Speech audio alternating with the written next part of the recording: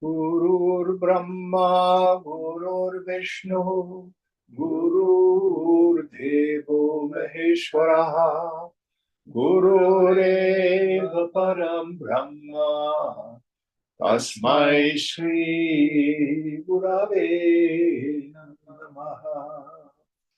Chinmayam Vyapyat Sarvam Trilokyam Sacharacharam Tatpadam Darshitam Yena Tasmai Shri Gurave Namaha. Tvameva Mata Cha Pita Tvameva Bandhuscha Sakha Tvameva Vedya Dravinam Tvameva Sarvam Mama Deva Deva Tvameva Sarvam Mama Deva Deva.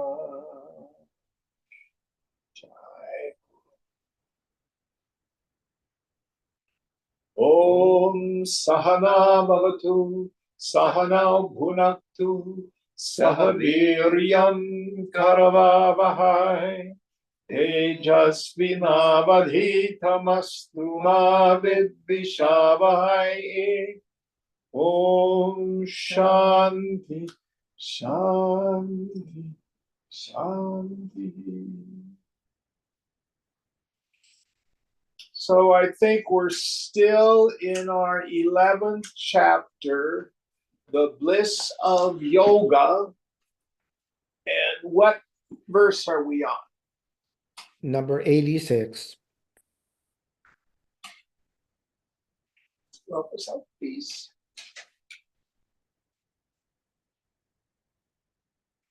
Vishayeshvapi labdheshu tadicho parame sati antarmukham anovritta ananda pratibimbati. Even when on the acquisition of the desired external objects, the desire becomes quiescent and the vritti is directed inward, it reflects the bliss of Brahman. This is what is known as reflected bliss or Vishayananda, or bliss derived from the enjoyment of external things. Yes. So what this whole chapter has been so far has been a long discussion on the Anandamaya Kosha.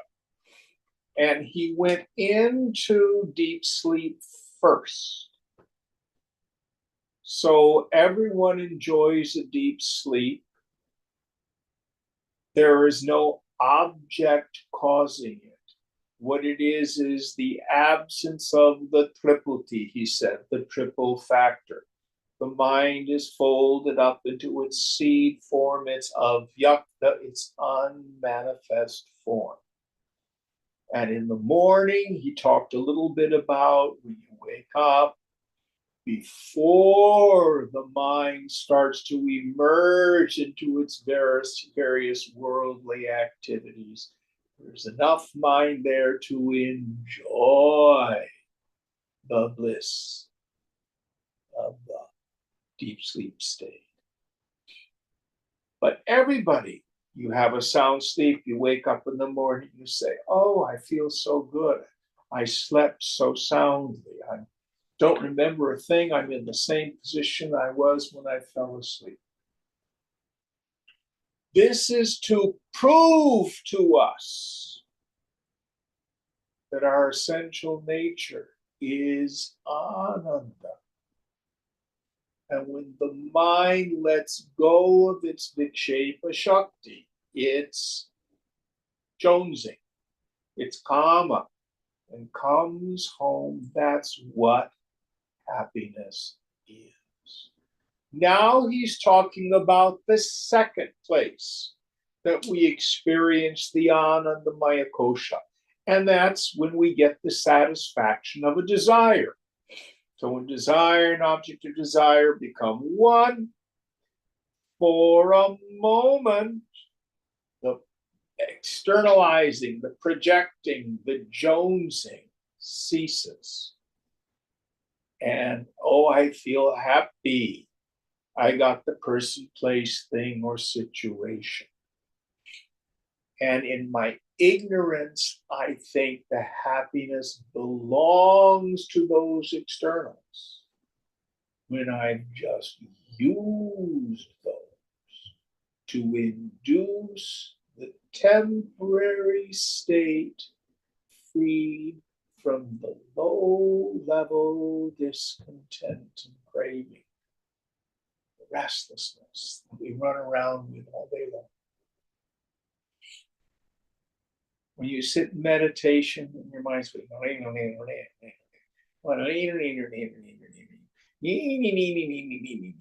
I'm sure none of you ever have that experience in meditation. Do you? What is that? It's the result of yesterday's egoistic activity. It's all it is. And if it gets annoying or uncomfortable, that's just the burping up of the kashaya, we call it, the vomiting up of the unconscious, in the form of raga, kvesha, bhaya. Wanting something I don't have, wanting to get rid of something I don't like, with the fear that I'm going to lose what I have. This is a mediated experience of the bliss of the self, done through the objects of the senses. There's a medium. It will vary in intensity. It will vary in duration, depending on how badly we wanted the object and how completely it fulfills that desire. But we get distracted with the diversity of the sensory experience. So we don't really realize, oh, this is just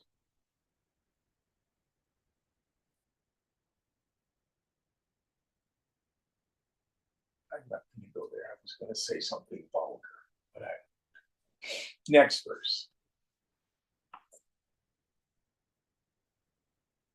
Brahmanando vasana cha pratibimba iti trayam antarena jagat yasmin anando nasti kanchana. There are thus only three kinds of bliss experienced in the world: Brahmananda, the bliss of Brahman; Vasanananda, the bliss arising in the quiescent mind out of the impressions of Brahmananda; and Vishayananda, the bliss resulting from the fulfillment of the desire to be in contact with external objects. Yeah. So when we're fully conscious, we let go of the extroverting mind and we experience the bliss of the self directly. Or we experience it in the form of pure vasana. This is his definition of vasananda, deep sleep. Or Vishaya, is that what he said? Vishayananda? Yeah. The bliss we experience with objects. The first is conscious. The two latter ones, for most people, we are unconscious that in fact is the bliss of myself. Because I'm unconscious of it, there's the propensity to develop attachment. Now, I don't know if he's going to cover this in this chapter. I suspect he will.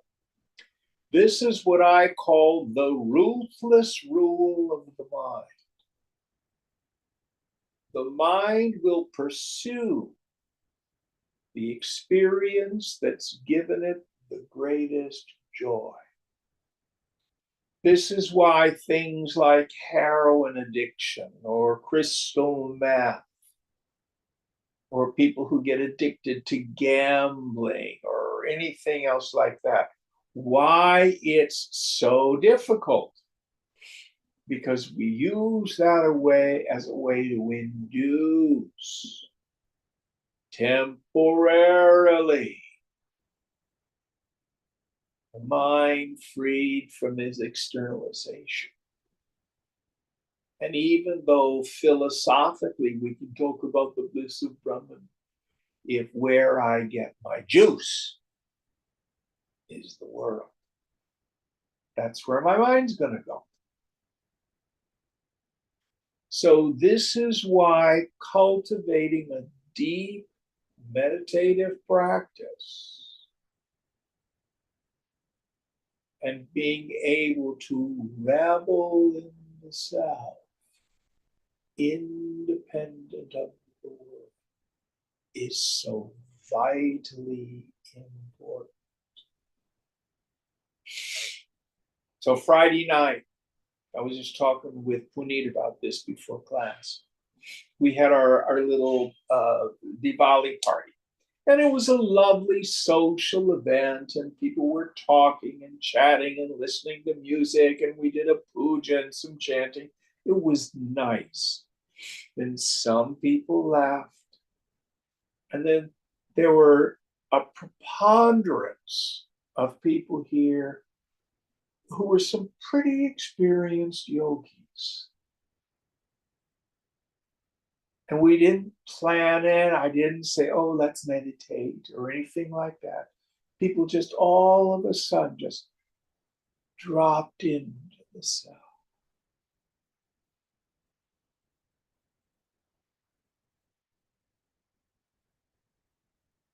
This thunder of silence.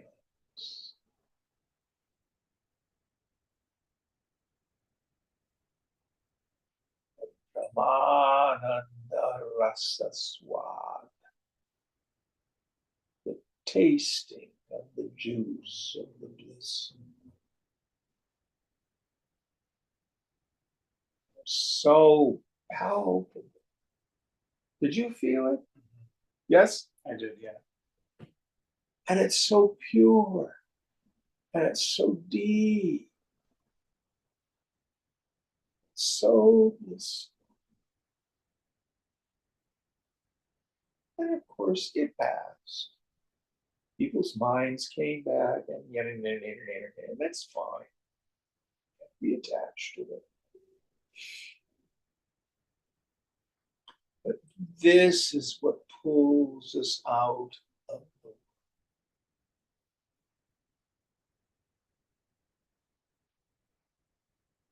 Any thoughts on this before we go on?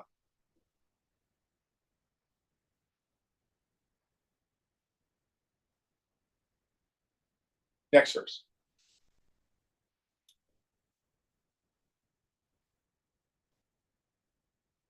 तथा च विषयानन्दो वासनानन्द इत्यनु आनन्दौ जनय आनन्दौ जनयन्नास्ते ब्रह्मानन्द स्वयं प्रभः. Of these, the self-revealing bliss of Brahman gives rise to the other two kinds of bliss, the Vasanananda and the Vishayananda. That's it? Yeah. So, the difference between the ignorant person and the person of wisdom. The ignorant person goes to bed at night and says, oh, I love deep sleep. I think I'll take Ambien. Or have a half a bottle of wine before I go to bed. That'll really knock me out. Or goes after the objects of the senses, trying to recreate that blissful moment. The yogi knows The Brahma, the Ananda, Vasanananda and Vishayananda are both just a taste of my self nature. Moving through the world, and you have this incredibly joyful or blissful experience. You're fully conscious. Oh, that really stopped my mind. Krishna, Krishna, Krishna.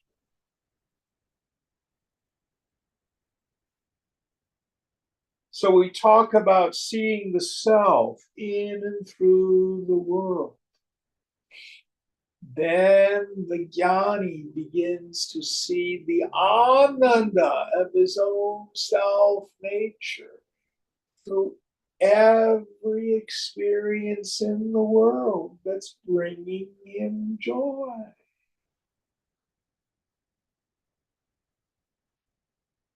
It's everywhere.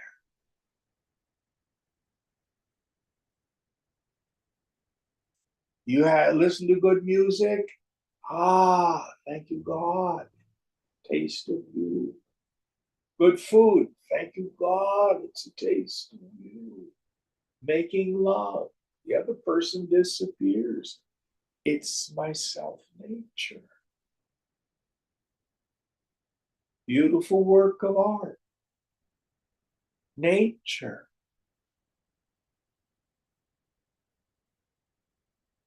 Then you see the world itself is constantly revealing the bliss of God. Next verse.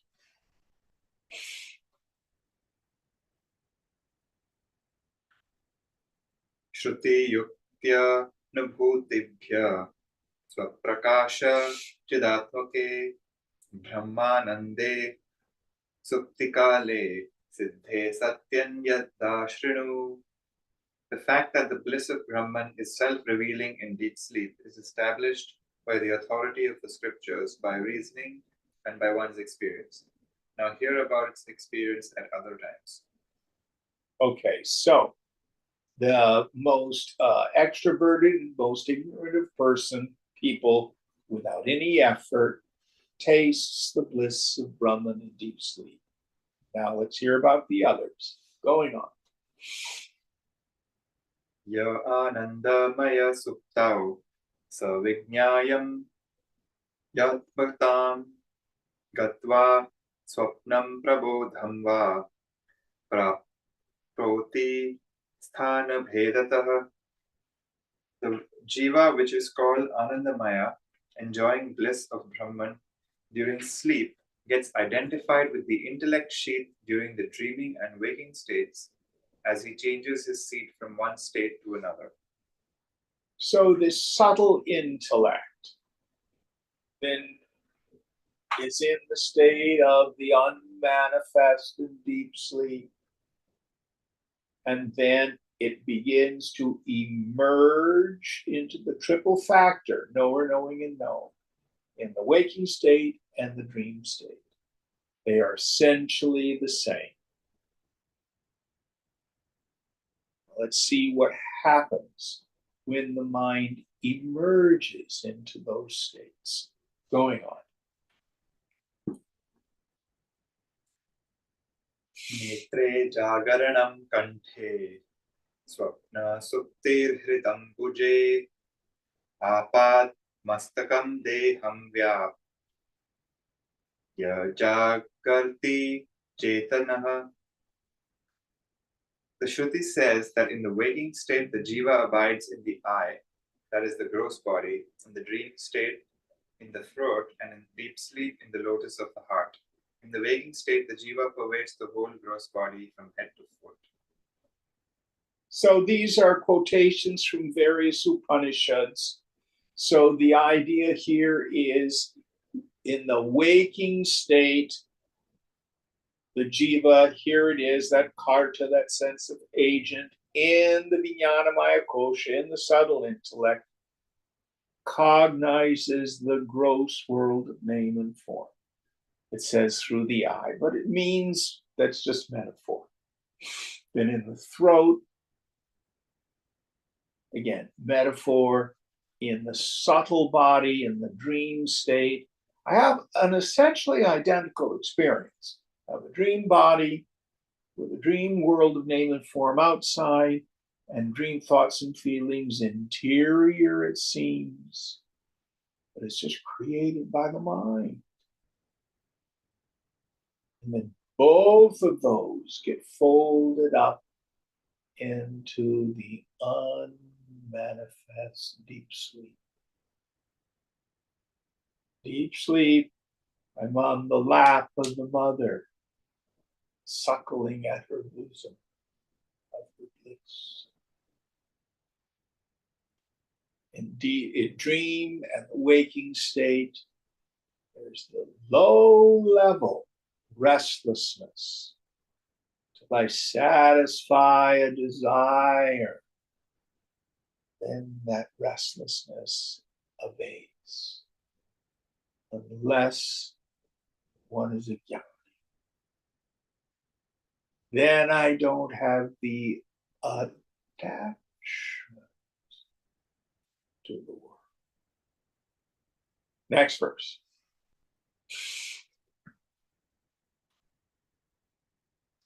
Udasina, I'm sorry, Dehat, Dehata, Tatma, Mapanna, Tapaya, Taptaya, Pindavattataha, Aham, Manushya Ityevam, Nishchityaiva Shishtate. In the waking state, the jiva gets identified with the body as fire with a red hot ball of iron. As a result of this, he comes to feel with certainty, I am a man.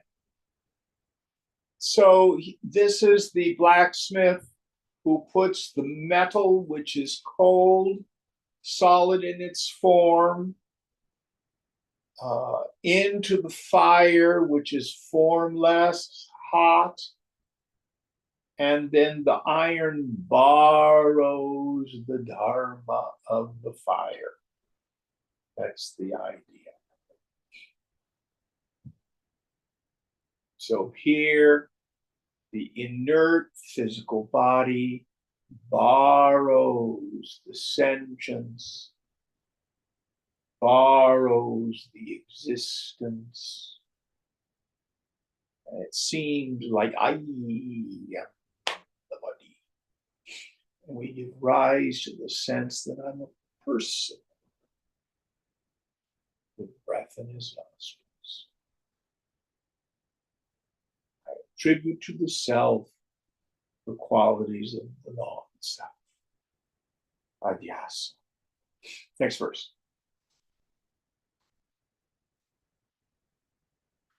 Udasina Sukhi Dukhi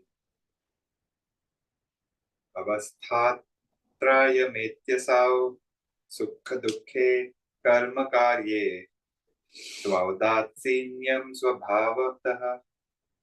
The jiva experiences the three states of detachment, joy, and suffering. Joy and suffering are the results of actions. Detachment comes naturally. So, joy and suffering here, meaning the mind states that occur when the situation is conducive or the situation is non-conducive. And they are karmic.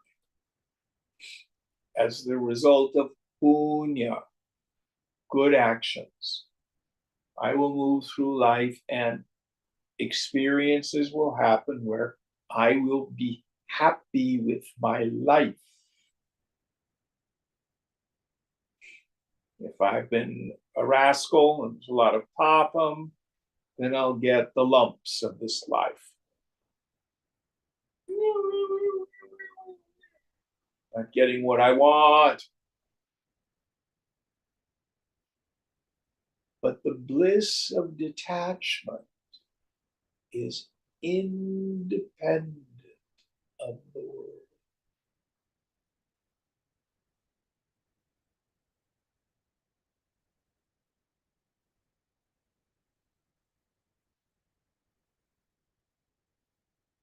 It's when the strivings cease.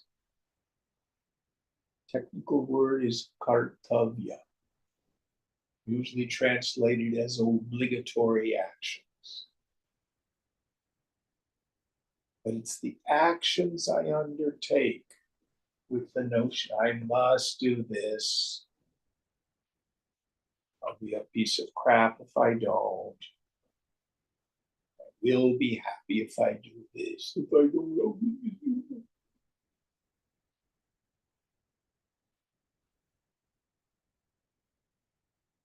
But this element of kartavya, that's what gets renounced and now.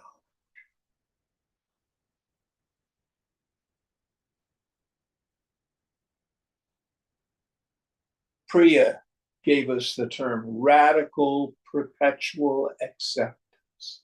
I just love that term. In the moment, in the moment, in the moment. No resistance, no holding back. Open, completely empty. All the sensory experiences just pass through. Next verse.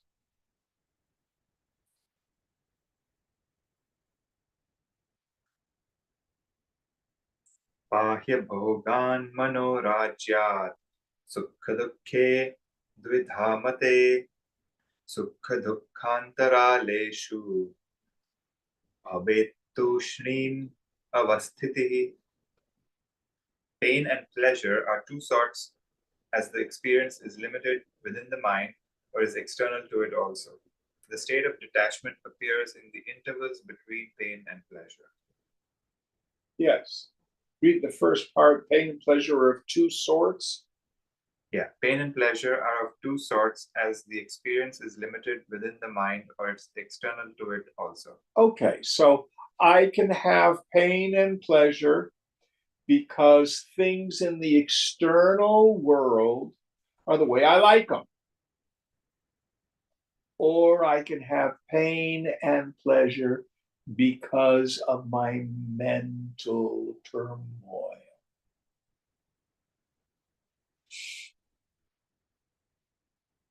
If you're having conversations with people who aren't in the room, if you're rehashing arguments, hurt feelings from years past, or you're frightened about some event in the future that hasn't even happened yet, that's all in your mind. So here he says it can happen in the outer world, or second way can happen just within our minds. And then did he wrap this up with saying something about detachment? The state of detachment appears in the intervals between pain and pleasure. Yes. So when the mind is not jonesing, I've gotten what I wanted, then the mind has this moment. We talk about priya. I determine that the object is dear. Mola, I get proximate to the object. Then what he's talking about is pramoda, the point of pleasure. At that point, I'm just gone. I get a little taste of myself. Next verse.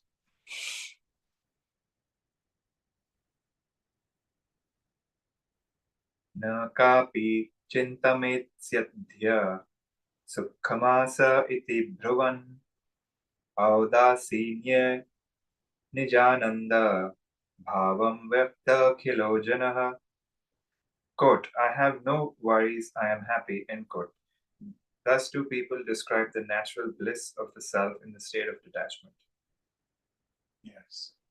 So say, I have no worries. Is that what he said? Yeah, now I have no worries, I am happy. Yes. Chintya. So chintya in Hinduism means worries. Same thing in Sanskrit. When I'm free from turbulent mind states, when I have santosha, content, that's a taste of the peace of my own self nature. Next one.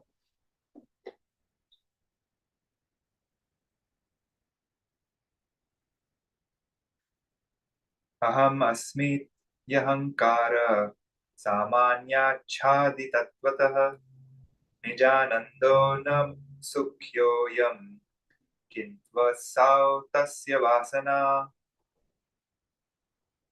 But in this state, the natural bliss of the self is not primary for it, is not primary, for it is obscured by the idea of egoity, and the bliss so experienced is not the bliss of Brahman, but only an impression of it. Yes. So when I satisfy a desire in the world, an interval between the sukham and the dukham, the pramod, for the ordinary person, I do not know that it's the bliss of Brahman. It's obscured. There's still Ananda Maya Kosha, the sheath, the covering that's comprised of bliss. It's not a direct experience. It's a mediated experience. Next verse.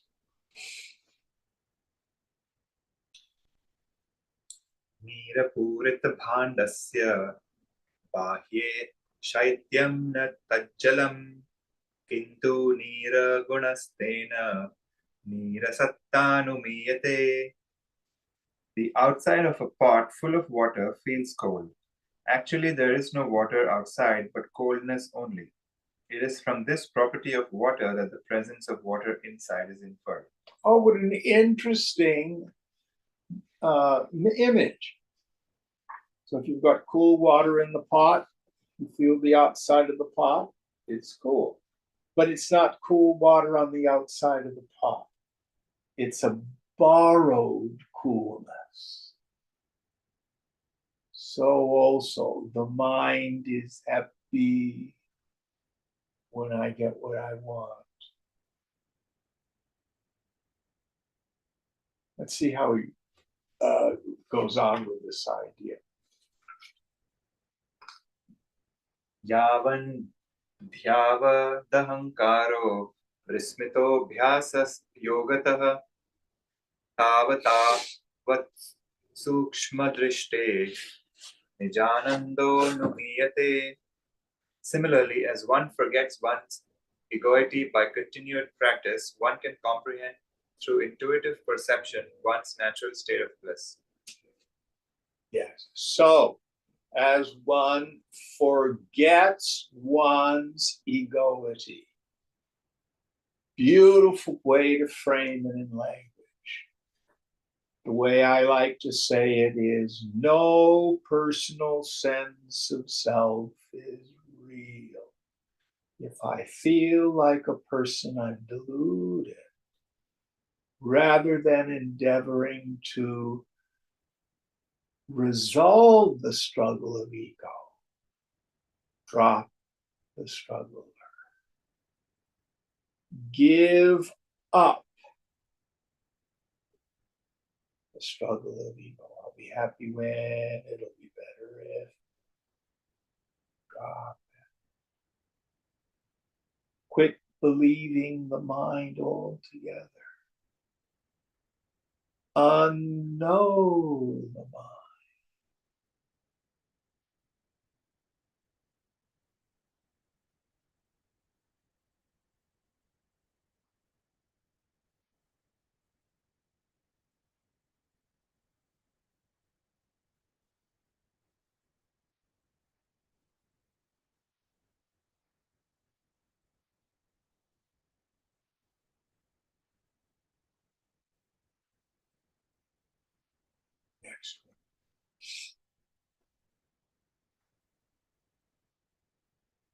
Sarvatmana Vismritaha. Sarvatmana Vismritas Sat Sukshmatam Paramam Rajet Alinat Vanavritresha Tato Devopi Nopatet. By continued practice of all kinds, the ego becomes exceedingly refined. This state is not Exceedingly what? refined. Refined. This state is not sleep because the ego is not completely absorbed. Moreover, the body does not, as in sleep, fall to the ground. Fall to the ground? I think that's what it means, yes. So in the Savikalpa Samadhi, we tune up the mind. There's just maybe a little bit of egoism there, yet you're still perceiving the world.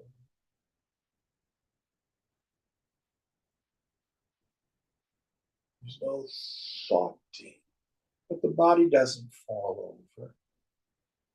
You're not asleep. You're not inception.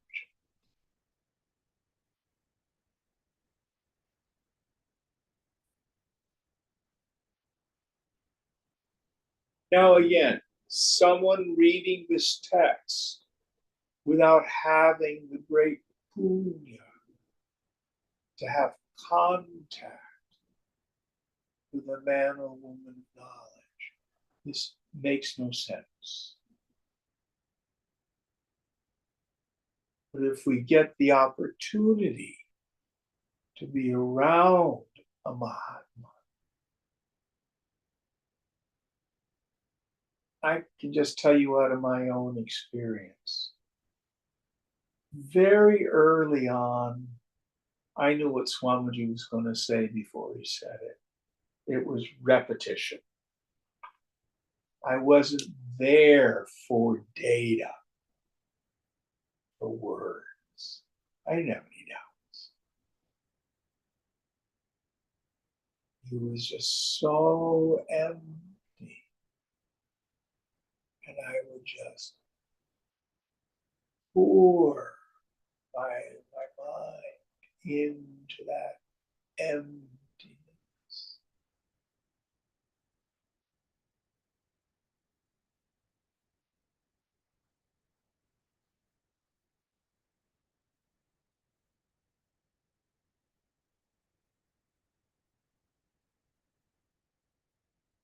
It would show us the awakened state of mind. He would show us what's possible for us.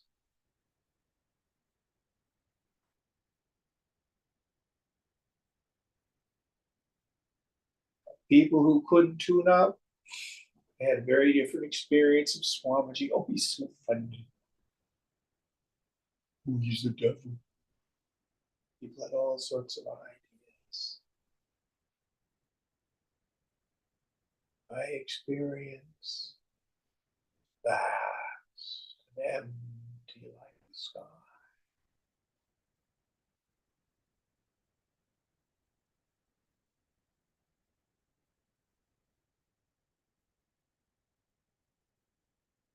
Shunya Prasad. The gift of his emptiness.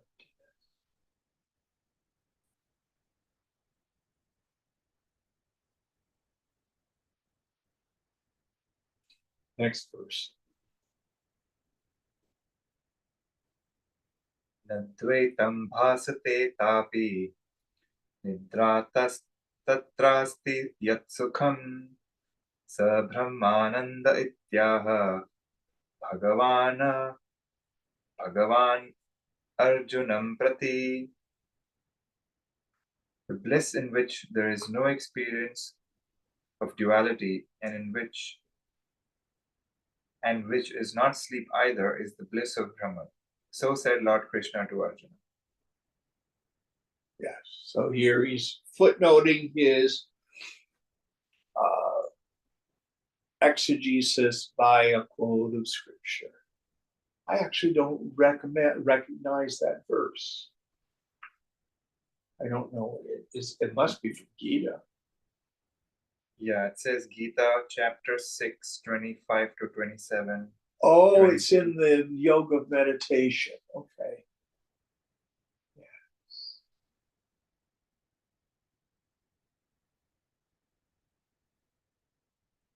But we read about it in its theory. Go there and it becomes your direct experience. That's all I can say. Next verse.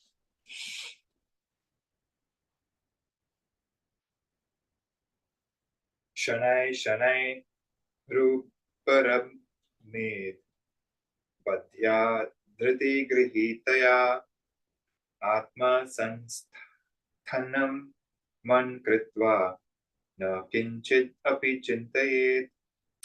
By the steady application of reason and discrimination, an aspirant should gradually control his mind. He should keep the mind fixed on the self and restrain it from thinking of anything else. Yes. So we keep tuning up the mind, keep it concentrated and absorbed in the sound. We have to learn to do meditation in action. May start with just simple actions like going for a walk in the park.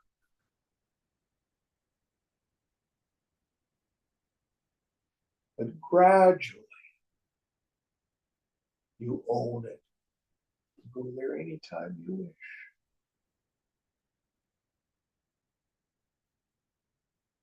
Next verse. Yato yato nishchitarati manashchanchalamassthiram tatasto niya tatasto niyamayai tadat manyeva vashamnayet. Whenever the mind, which is restless and fickle, wanders away, the aspirant should restrain it and concentrate it on the self. Yes. Keep the mind merged, drowned in the sound. Don't let it wander trivially.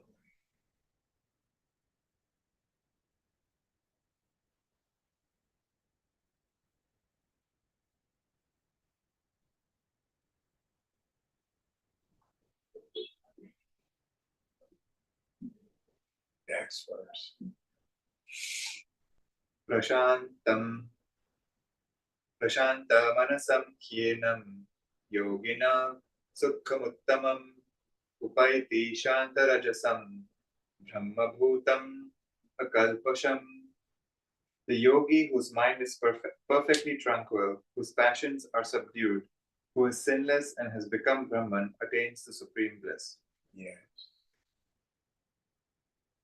So it's not that you become Brahman, you realize you've always been Brahman.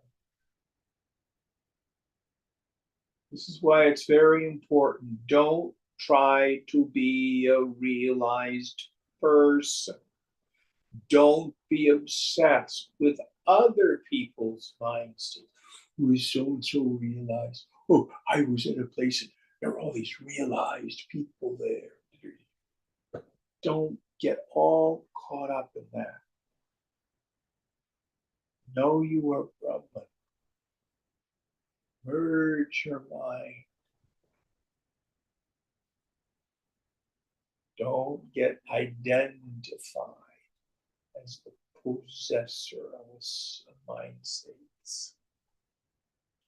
Very important.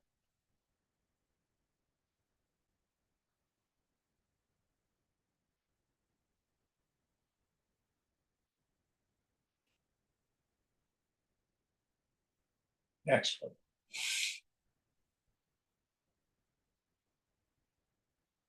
Yatro paramate chittam niruddham yoga sevaya yatra jaivatmanatmanam pashyannatmani tushyati. When, by practice of yoga, his mind is withdrawn and concentrated, the yogi sees the self by the self and finds supreme satisfaction in the self. Nothing to say about that. It says it all.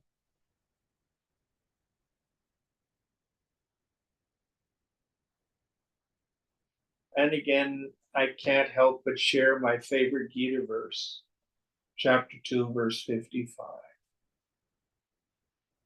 When a person casts off all the desires of the mind, O Arjuna, and is satisfied in the self by the self, then they are said to be a person of steady wisdom. Sthita prajna purusha.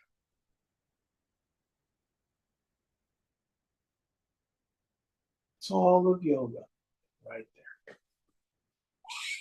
Next verse. Sukham adyantankam yat tad buddhi grahyamitriyam vetri yatra na chaivanyam sthita taschallati tvataha. When he obtains that supreme bliss, which is beyond the senses, but which can be grasped by the intellect, he becomes firmly rooted in it and is never moved from it. Yes.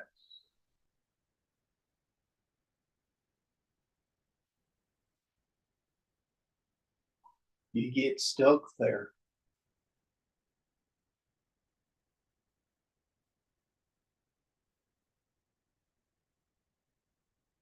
For the person of steady wisdom, you never again are a person. It's gone. Can't ever be fooled by the world again.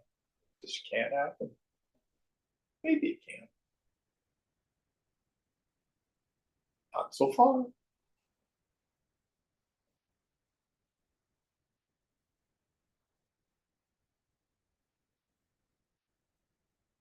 Nothing else to do, nothing to be accomplished.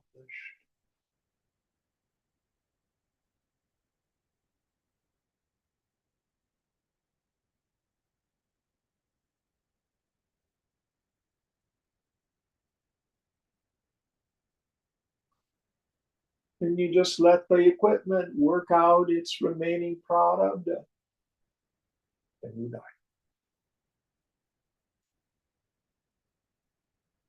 Next verse. Yam labdha cha param labham manyate nadhikam tataha yasmin sthito na dukkhena gurunapi vichalyate. Attaining it, he considers no other gain as superior.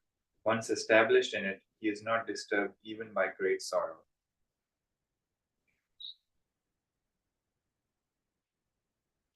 Now, the person of steady wisdom needs to be a good actor. As you move through the world,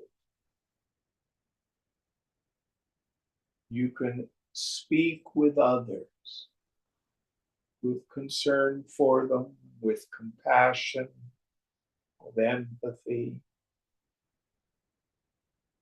but deep inside.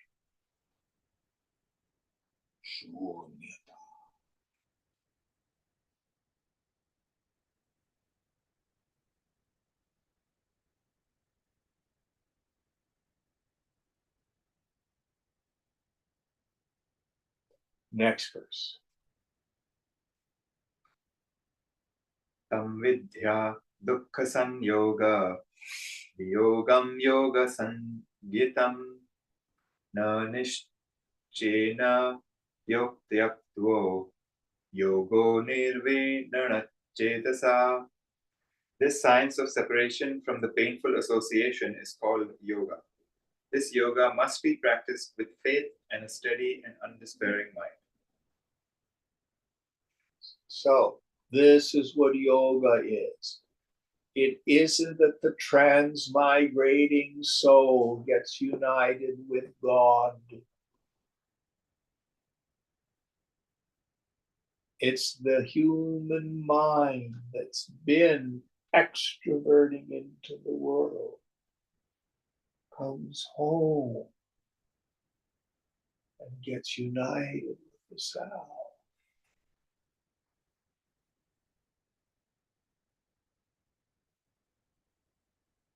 This is you. Is that in this chapter?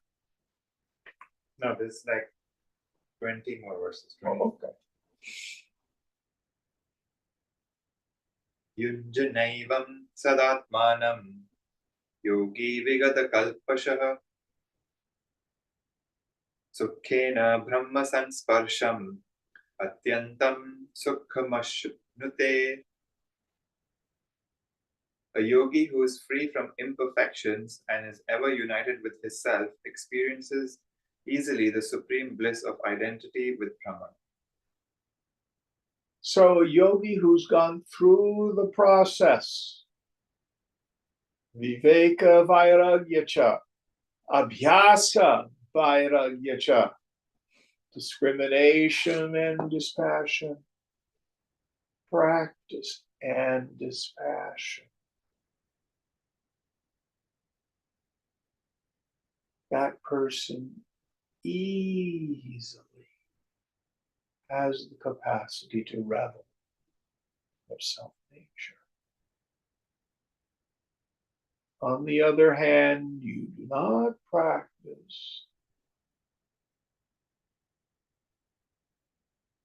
You may know who you are, but your bliss will fade if you don't keep the mind merged in the self. And then you start to get attached to the objects. We call people like that fallen yogis. And it can happen.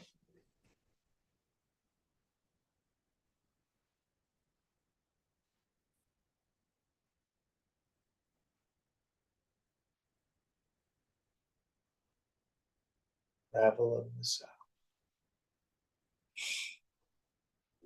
Next verse.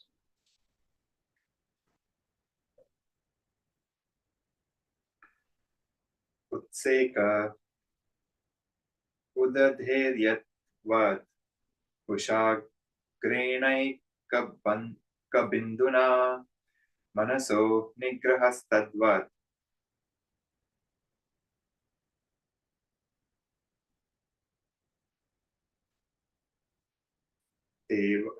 तवेदपरिखेदतः. The control of the mind can be achieved by untiring practice over a long period, even as the ocean can be dried up by bailing its waters out drop by drop with a blade of grass. So it may take a long period of time, it may not. I'll tell you what makes the difference. There are those of us who think I can be a knower of Brahman and revel in the self and stay attached to the world. Find yourself out.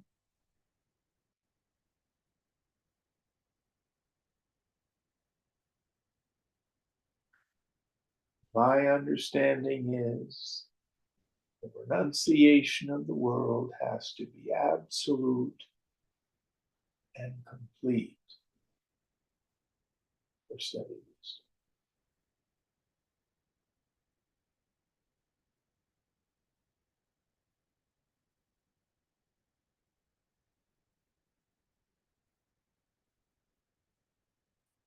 Nothing need change in the outer.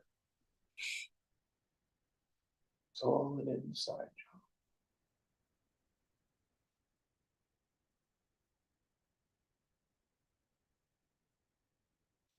Next verse.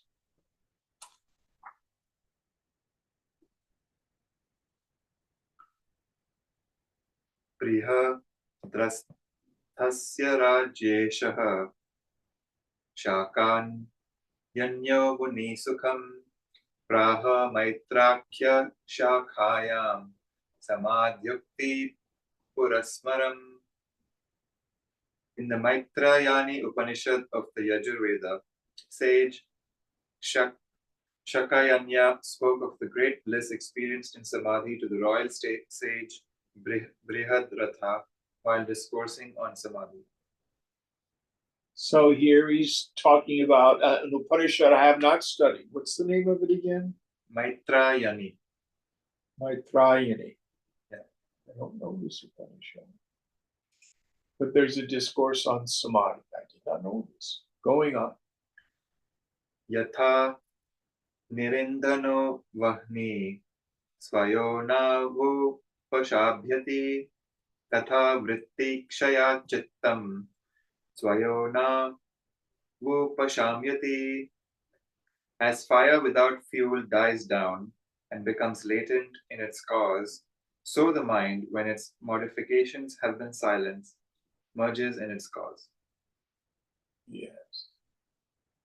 And Shankara will use the same metaphor when he describes the qualifications of a teacher who's as calm as a fire that has burnt up its fuel. Some of our attachments we are able to let go of through insight. Others are so powerful, we have to live through them.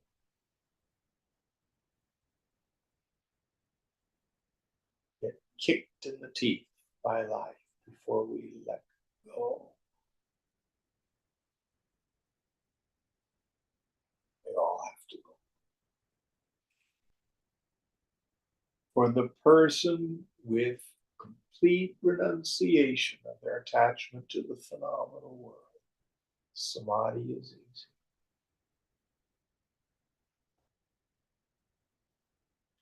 Next verse.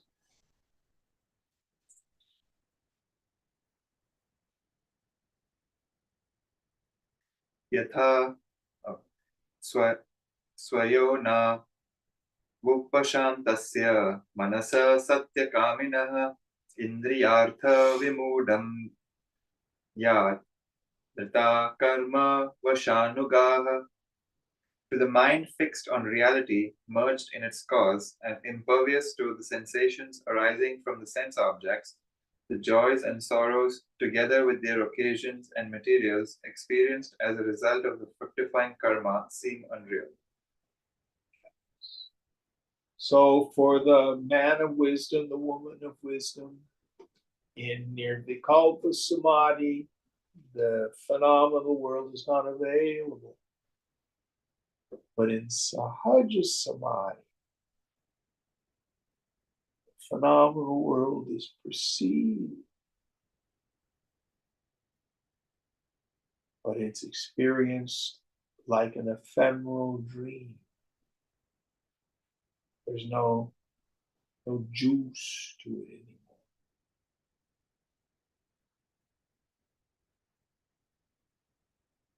Next verse. चित्तमेव हि संसार तत्प्रयत्नेन शोधयेत् चित्तिस् यच्चित्तस् यच्चित्तस्तन्मयो मृत्यो गुह्य मे तत् सनातनम्. The mind is indeed the world. It should be purified with great effort. It is an ancient truth that the mind assumes the forms of the objects to which it is applied. Yes, the mind is the world and the world is the mind. But you don't need to scrub the mind so that you do not perceive the world. Some people may need to do that because their mind has a lot of desire. These are the Mahatmas who are fond of samadhi. You see them just gone.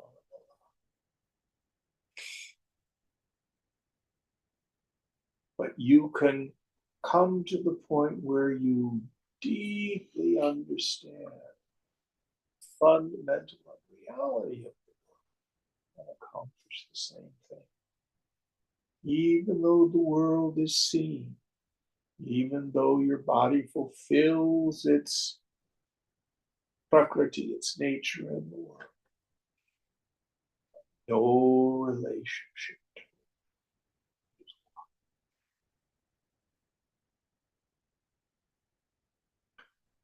Next verse.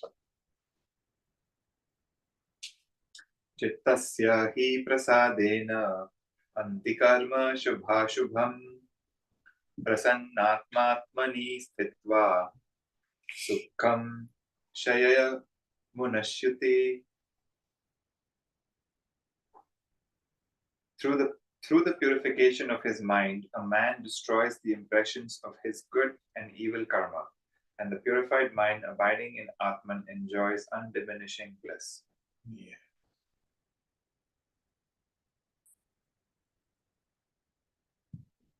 Very straightforward.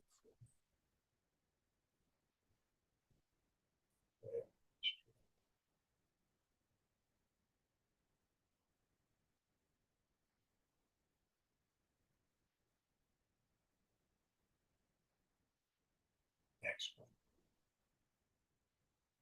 Samasaktam yatha chittam janto vishaya gochare yadyevam brahmani syatat kona muchyeta bandhanat.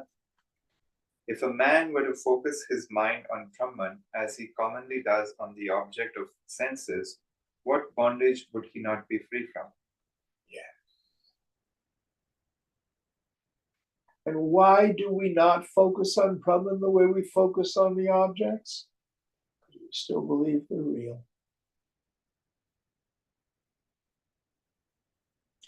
I always think of the biography of Ramana Maharshi. So, yes, he was, I think, 16. A school chum had died, and he was freaked out. He goes home, and who dies? Who am I? He lies on the floor and acts as if he's dead. Attains self-realization. But then the biographies talk about seeming tapas. I think it was 11 years he did not speak. He lived in the crypt of the temple in Tiruvannamalai. They didn't know whether he was crazy or a saint,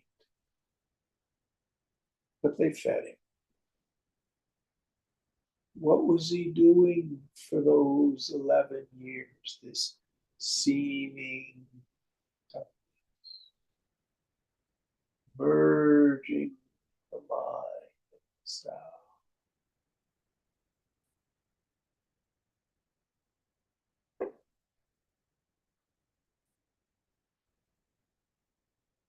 No other goal in life but merging the mind and sound.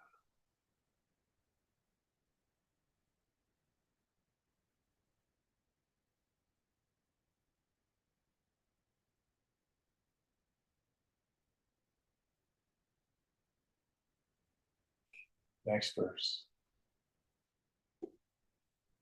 Mano hi dvividham proktam shuddham cha shuddhameva cha ashuddham kama samparka ashuddham kama sampaka shuddham kama varjitam. Mind has been described as of two types, pure and impure.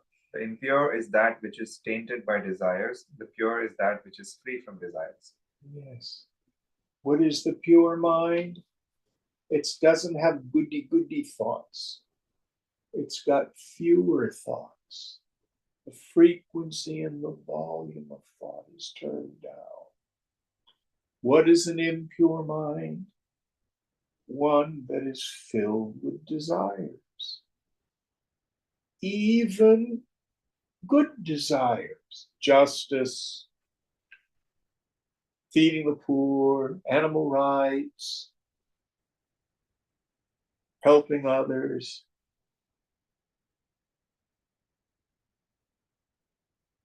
No blame, prarabdha, the pure mind, shunyata, empty.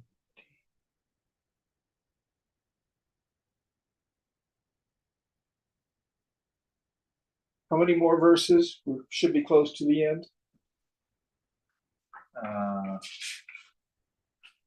There's a good 17 more.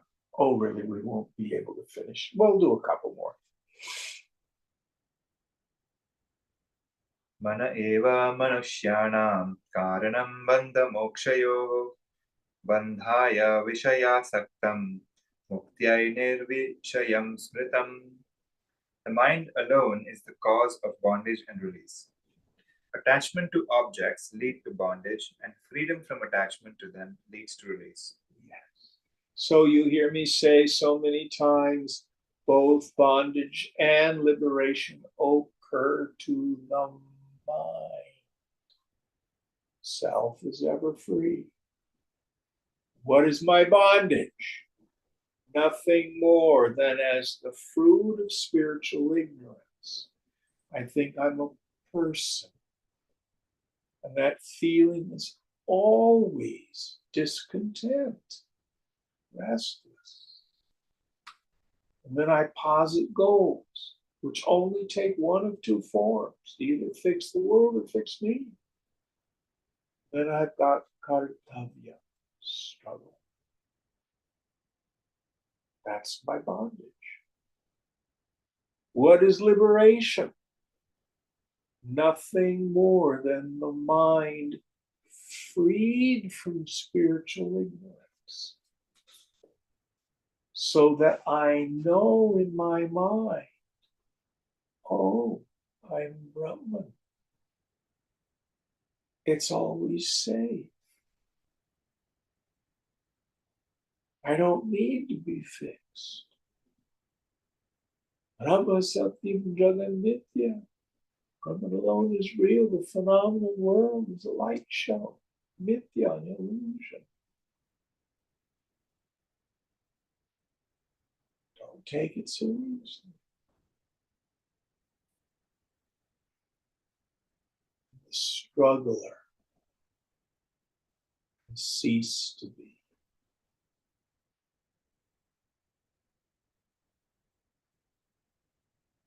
Next verse. Samadhi nirdhutamadasya chetaso. Actually, this is a different meter.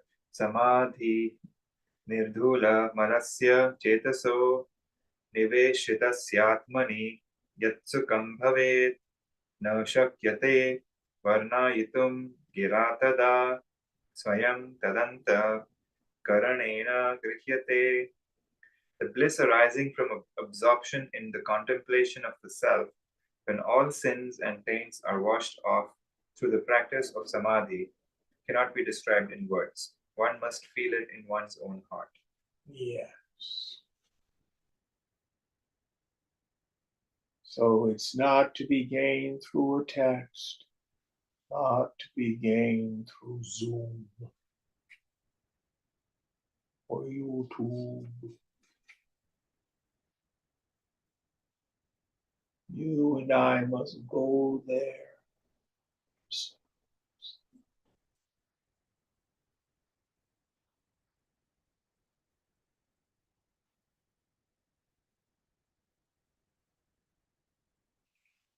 All right, we'll end here. Om Purnamada Purnamidam Purnat Purnamudachyate Purnasya Purnamadaya Purnameva Vashishyate. Om Shanti Shanti Shanti. Hari Om Shri Guru Namaha. Hari Om